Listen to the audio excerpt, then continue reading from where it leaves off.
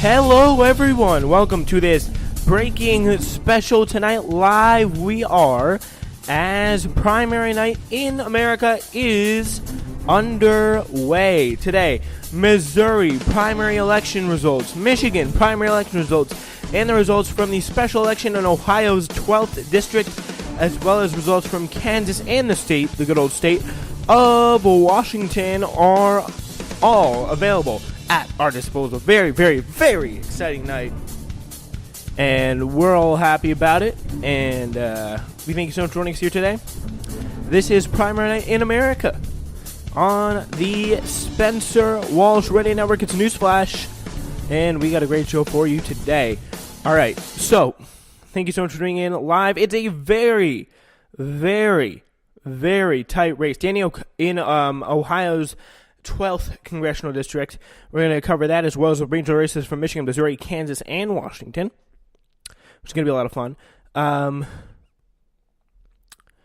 Yeah, and there's a lot of interesting things to get to. We've seen a lot of mostly Republican counties go so far, but still, Danny O'Connor is edging out a lead by really just a few votes.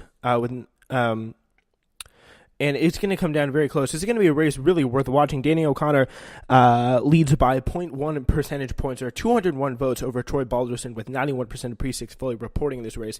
Voters in Ohio's 12th districts are choosing a replacement now for Representative Pat Tiberi, a Republican who resigned to work for a business group. The candidates are Troy Balderson, a Republican endorsed last week by President Trump, so he's pretty much the perfect Trump Republican there.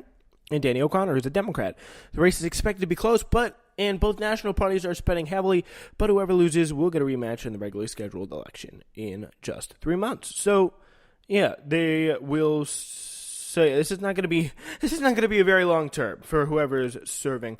If Danny O'Connor gets in or Troy Balderson gets in, Danny O'Connor could possibly come challenge Troy Balderson or vice versa. So this is going to be an important way to establish a seat. I mean, this is going to have boost a lot of name recognition, but the real contest here is going to be in November. The big thing though is, can a seat be flipped that is reliably this seat has been reliably Trump, and it was Republican who held it last time, and Can they flip the county around? It's going to be very interesting discussion to see.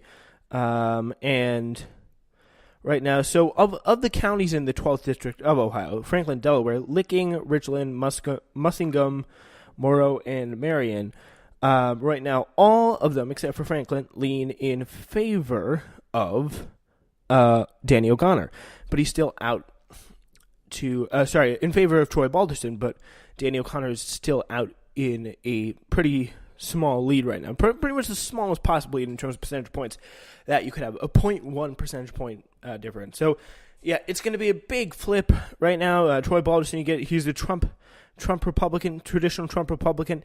But Danny O'Connor, you may not know a lot about him.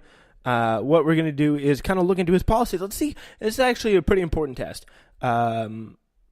We do want to get something from this guy. We find out some of his priorities. Let's take a look at some of his priorities.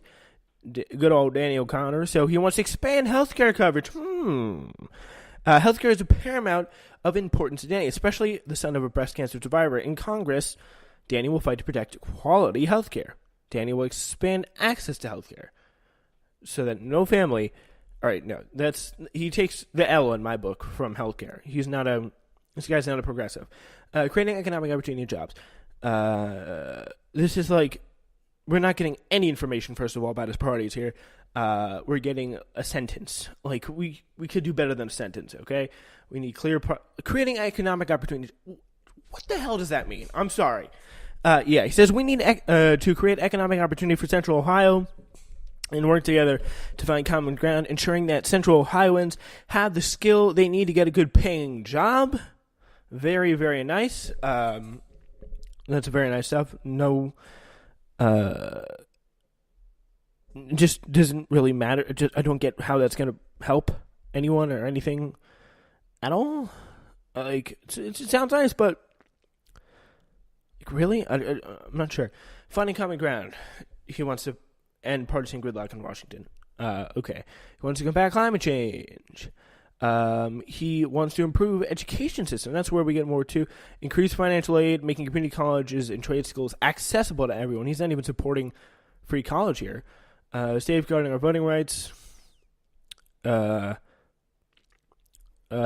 federal laws have been proposed that will ensure all Americans are able to have the right to vote. So, yeah, very milquetoast policy positions, at least here from his website. And that's a little disappointing, but still, he's better than any Trump Democrat, so there's no doubt about that. So he's endorsed by Congressman Tim Ryan, probably one of the most centrist, weak Democrats I've ever seen. Democrat Progressives of Ohio is who's even votes for. Mayor of Columbus, Franklin County Sheriff endorsed him. Endorsed by Planned Parenthood, which is nice. Endorsed by a couple unions. And that's also very nice as well. So, yeah, we'll see how he does. He's got some good things about him, but overall he's not by any stretch of the imagination is he a progressive. So that's a little bit disappointing. But still, he's not going to be the spotlight in every situation. But right now, there's still no change in that lead, but we will come back to that. All right, now it's where we get interesting. Okay. So right now, we have the governor's race. And because I haven't checked these results in a while, I'm a little bit afraid to look. Let's see how we're doing. All right, so Democratic primary is what I'm looking for. Abdul El-Sayed is the progressive, and he's the one that we here at Newsflash are supporting. And it looks like, at the time, Gretchen Whitmer will be the governor. Oh, tough run for Abdul El-Sayed. He made a very good campaign. Probably just getting enough name recognition out there. Gretchen Whitmer, very disappointed. Big blow, really. As rest in peace, the fallen Abdul El-Sayed. Makes me very sad to even think about it, because now he has been pretty much eliminated. Sharif Nadar comes in last with 15.3% of the vote. Gretchen Whitmer with a 50% of the vote share, which is quite incredible here with just 28% of precincts reporting. So that is quite a lot there. So yeah, she dominated in all of it, I'll say. Flint voted for her, Detroit voted for Abdul, Ann Arbor voted for Abdul, Grand Rapids voted for Abdul, but unfortunately Abdul El-Sayed is defeated in what is a tough blow for Democrats who are really progressive-minded, and see someone like Gretchen Whitmer, who is an absolute crony of the healthcare industries, and she does not even support basic things like even Sharif Nadar supported, like Medicare for All, free college, etc. Very, very disappointing stuff, and I'm just gonna have to take a victory sip, or a sadness sip, let's say, to Abdul El-Sayed, and I mean, very disappointing stuff. Coming as Gretchen Whitmer is now the Democratic nominee for governor. All right, but let's see, is there any other good news in Michigan? Let's take a Michigan Justice Democrat candidates who you may know.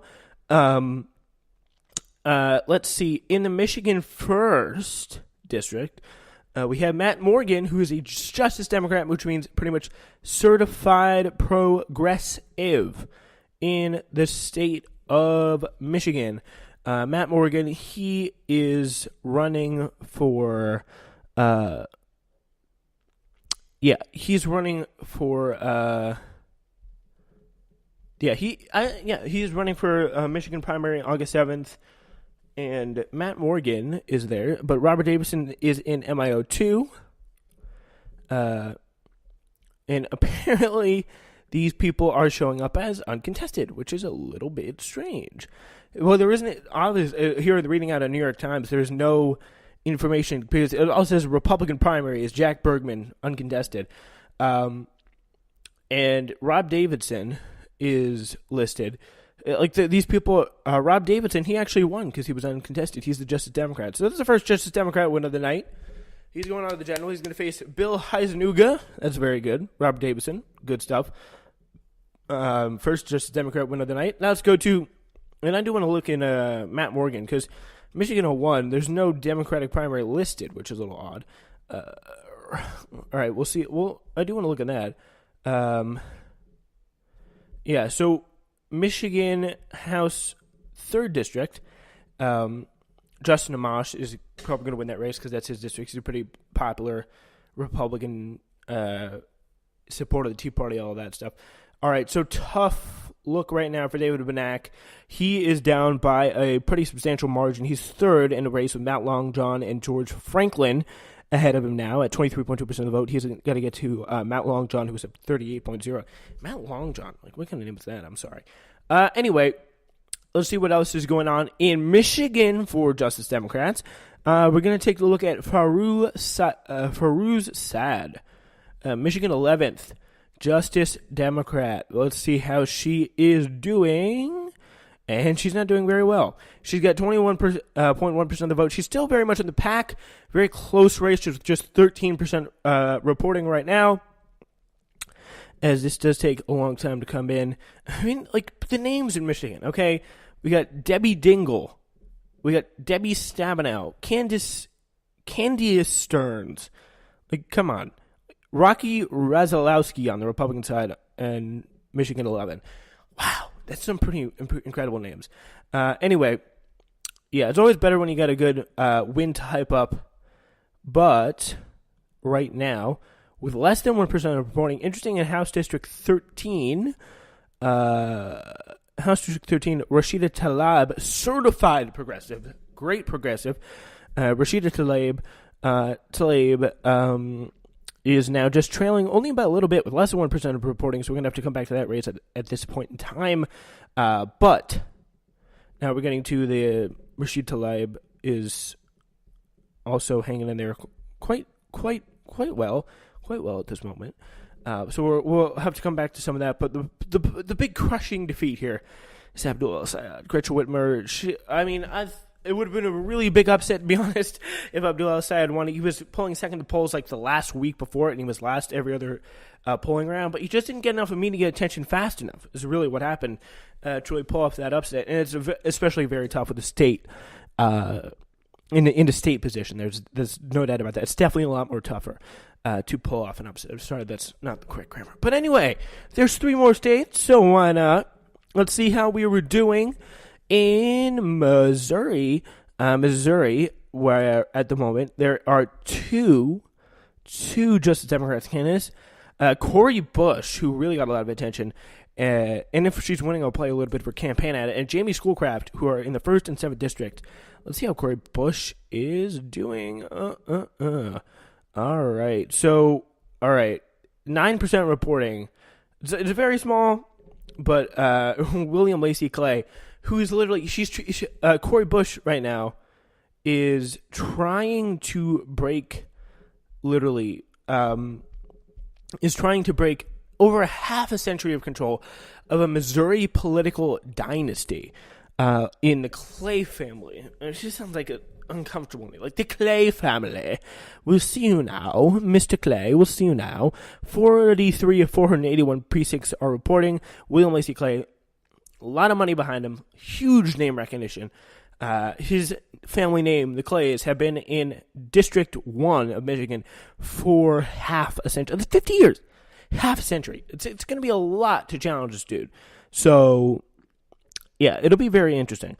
But 62.3%, 5,000 vote lead so far for William Lacey Clay. But that's very early on. Only 43 or 481 districts reporting. So we can come back to that. This is not a race I'm willing to call off at this point. All right. So now we go to the, 13? No. Jamie Schoolcraft. 48% reporting Jamie Schoolcraft up by a good 20.3% in the vote. 20.3% of the vote. And you know what? I think that earns you a little bit of some hype here on the show. Bam, bam, bam, bam, bam. Yeah, why not hype that up for Jamie Schoolcraft? Let's see if there's any campaigns that we can play. So yeah, right now he's challenging